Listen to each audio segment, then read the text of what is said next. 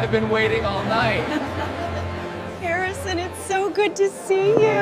My favorite girl. I stood in a mansion filled with 200 guests, 7 months pregnant, watching my husband kiss his mistress under the chandelier while his family announced their engagement. Everyone applauded. No one looked at me. They had no idea I owned the company that employed them all. By dawn, I destroyed everything. This is the most savage revenge story you'll hear this year. Trust me, you need to watch until the very end because what happens is absolutely insane. If you love drama and justice, smash that subscribe button now and let's get into this wild ride. My name is Andrea, and I need to tell you about the night that changed everything. I'm 32 years old, 7 months pregnant, and up until that Christmas night, everyone thought I was just a simple housewife. My husband Harrison believed he married someone sweet and naive. His mother, Constance, thought I was lucky to be part of their family. His sister, Vanessa, openly called me boring at family dinners. They all saw exactly what they wanted to see. But here's what they didn't know. I'm the owner of Whitmore Industries, a company worth $45 million. I inherited it from my late father 3 years ago, and I made a decision that would later become the key to everything.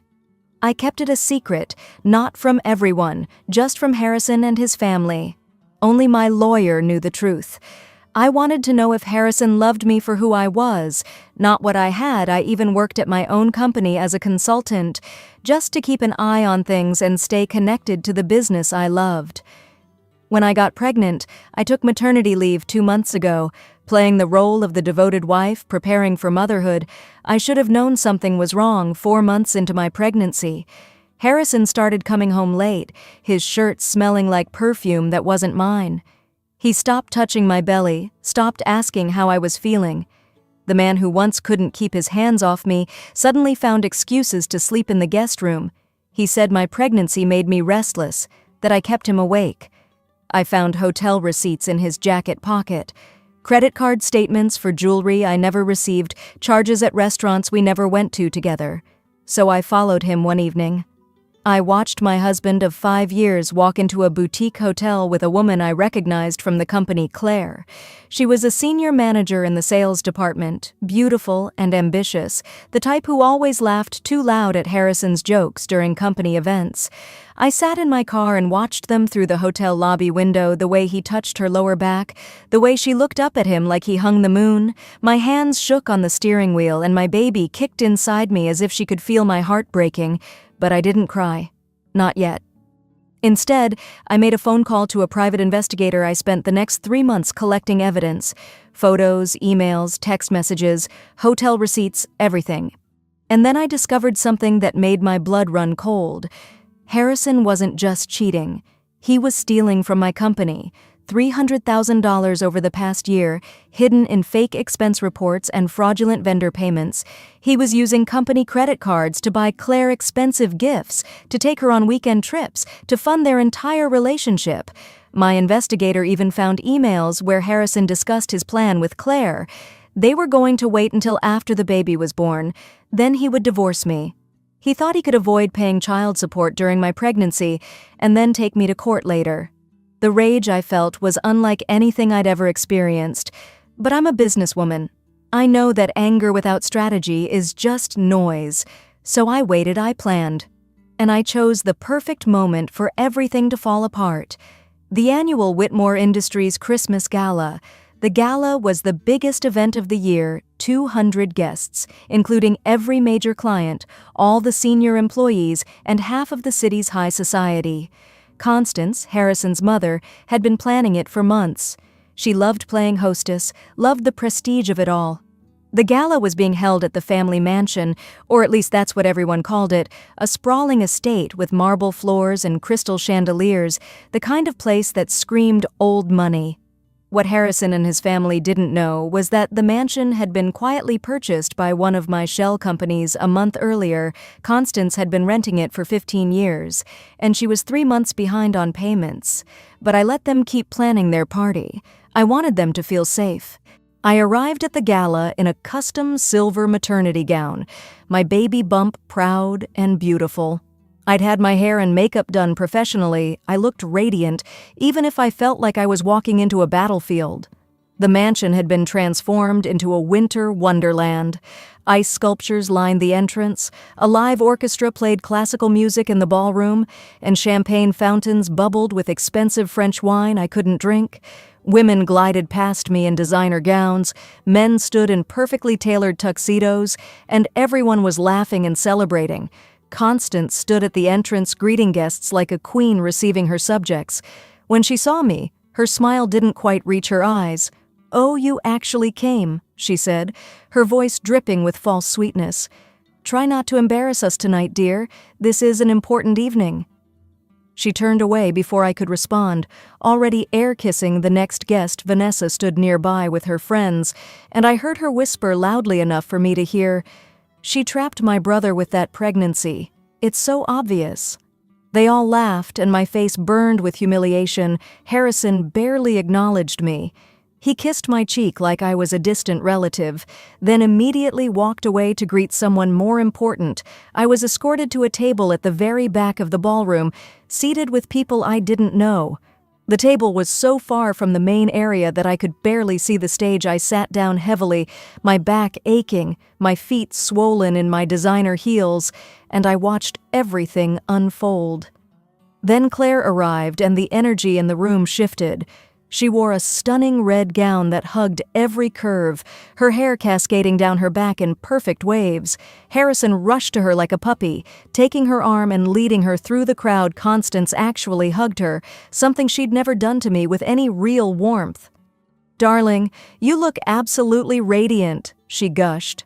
Vanessa immediately started taking selfies with Claire, posting them to her social media with hashtags like Family First and Love Wins. I sat at my back table, invisible, watching the man I married fawn over another woman while his family celebrated her presence. The formal dinner was exquisite, 5 courses of gourmet food that I barely tasted. Harrison and Claire sat at the head table with Constance and Vanessa, laughing and drinking wine. I was still at the back, my pregnancy making me nauseous from the rich food and the sight of my husband's betrayal on full display. Between courses, Constance stood and made a speech thanking all the special people who made the evening possible. She mentioned Claire 3 times. She mentioned the caterer. She mentioned the florist. She never once mentioned me, the woman carrying her grandchild. I could hear the whispers starting around the room. Guests were noticing. They saw me sitting alone in the back, saw Harrison with Claire at the front, and the gossip spread like wildfire. Some people looked at me with pity, others with curiosity, a few with barely concealed judgment, as if I'd somehow brought this on myself. Then, after dinner, the music stopped. Harrison stood up, straightening his tuxedo, and walked to the microphone on stage. My heart started pounding so hard I thought it might burst through my chest. "Ladies and gentlemen," he said, his voice confident and clear, "I have an announcement that will surprise some of you." The room went silent, every eye turned to him. He smiled, that charming smile that had made me fall in love with him years ago. "Claire and I are in love. We've been together for 8 months now, and I'm not going to hide it anymore." The gasp that went through the room was audible. 200 people inhaled at once, shocked. But Harrison wasn't done. "I'm filing for divorce from Andrea," he continued, gesturing vaguely in my direction without even looking at me. "She knew this marriage was over. We've both known for a while. I'll make sure she and the baby are taken care of financially, but I deserve to be happy. I deserve love." Claire stood and walked to him, taking his hand. Constance rose from her seat and started applauding, actually applauding, and Vanessa joined her immediately. "Finally!" Vanessa shouted over the confused murmurs. "Welcome to the family, Claire." Harrison pulled Claire close and kissed her, right there on stage in front of everyone. Some guests applauded hesitantly, others sat in stunned silence. A few looked at me with genuine sympathy. Constance raised her champagne glass high. "To new beginnings," she declared, "to happiness and true love." About half the room raised their glasses, the other half sat uncomfortably, not sure what to do. Then Vanessa's voice cut through the room, loud and cruel. She pointed at me. "Andrea, you should really leave. You're making everyone uncomfortable just sitting there." People turned to look at me. I felt 200 pairs of eyes on me, judging me, pitying me, dismissing me. My face was hot, my hands were shaking, and my baby was kicking hard inside me like she could feel my distress. I stood up slowly, carefully, one hand on my belly. The room went quiet again, everyone watching to see what I would do. Would I cry? Would I scream? Would I make a scene? I did none of those things. I simply walked through the ballroom, my head held high, my silver gown catching the light from the chandeliers. Some guests reached out to touch my arm as I passed, offering whispered condolences. Others avoided my eyes. I walked all the way to the bathroom in the mansion's east wing, and only when the heavy door closed behind me did I allow myself to feel everything. I locked the door and stared at myself in the massive mirror above the marble sink. My makeup was still perfect, but my eyes were filled with unshed tears. My hands gripped the edge of the sink so hard my knuckles turned white. My baby kicked again, harder this time, and I put my hand on my belly. "Watch mommy work, princess," I whispered. "Watch what happens when they underestimate us." I pulled out my phone and made the calls I'd been preparing for months. First, my lawyer, Gregory. "Execute protocol scorched earth," I said calmly. "Everything we discussed." He didn't ask questions. He just said, "Consider it done." Next, my accountant. "Freeze all accounts. Initiate the full audit." Then, the board of directors of Whitmore Industries. "Emergency meeting, 7 a.m. tomorrow morning." It's time. I called my private investigator. "Send everything to Gregory now, all the evidence, all the files, everything." And finally, my head of security. "I need access to the company servers tonight, remote access to everything." I sat down on the velvet chair in the corner of that bathroom and reviewed all the evidence on my phone one more time. Harrison's embezzlement, $300,000 stolen over 12 months. Fake expense reports for business trips that never happened. Company credit cards used to buy Claire jewelry, designer handbags, and weekend getaways to expensive resorts. Emails between Harrison and Claire discussing their plans, including one where Harrison actually wrote, "Don't worry, baby, I'll take Andrea for everything she's got in the divorce. She's clueless." Photos of them in the company office after hours, voice recordings from my investigator of them discussing how to hide their relationship until the timing was right. But that wasn't even my biggest weapon. Here's what Harrison and his family didn't know. The mansion they were partying in? I owned it. Through a shell company, my lawyer had purchased it a month ago. Constance had been renting it for 15 years, always pretending it was the family estate, when really she'd been struggling to make payments. She was 3 months behind, and I had an eviction notice ready to go. Harrison's trust fund that Constance always bragged about, it had dried up 2 years ago. Harrison had been living off credit cards and borrowed money from our joint account, which was really my money, since I was the one who'd funded it all along. I stood up, wiped my eyes carefully so my makeup stayed intact, and took a deep breath. Then I walked back to that party. Every conversation stopped as I entered the ballroom. The orchestra was playing again, people were dancing, but when they saw me, a hush fell over the room. I walked straight to Harrison and Claire, who were standing near the champagne fountain with Constance and Vanessa. Harrison's face went pale when he saw me approaching. "Andrea, please don't make a scene," he said quietly. I smiled, a real smile. "I won't," I said sweetly. I walked past him to the stage and took the microphone. The orchestra stopped playing. 200 faces turned toward me. "Thank you all for coming tonight," I said, my voice clear and steady. Harrison stepped forward nervously. "Andrea, don't..." But I kept talking. "I just want to say thank you. Thank you, Harrison. You've taught me so much over the past 5 years about trust, about loyalty, about knowing your worth and never settling for less than you deserve." I turned to look directly at Constance. "And thank you, Constance, for showing me exactly what kind of woman I never want to become. Your lessons in cruelty and superficiality have been truly educational." Her mouth dropped open. I looked at Vanessa. "And Vanessa, Thank you for being so transparent about your values. It's helpful to know exactly where people stand." The room was dead silent. You could have heard a pin drop on those marble floors. I handed the microphone back to the stunned event coordinator and looked at Harrison one last time. "By the way, you should all check your emails, right now." I walked toward the exit, my silver gown flowing behind me. Behind me, I heard the sounds of phones being pulled out, the pings of emails being opened, and then the most beautiful sound I'd ever heard, Harrison's voice, strangled and desperate, "No, no, no, no, no." I didn't look back. I walked out of that mansion, got into my car, and drove to a luxury hotel suite I'd reserved for the night. My lawyer and accountant were already there, laptops open, documents spread across the dining table. We worked through the entire night. I signed papers, made calls, and set everything in motion. By the time the sun came up, the destruction was complete. Harrison woke up to police knocking on his door.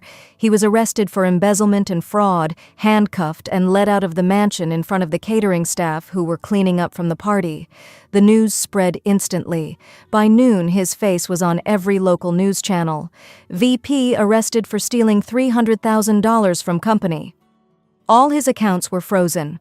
The divorce papers were served, citing adultery, fraud, and theft.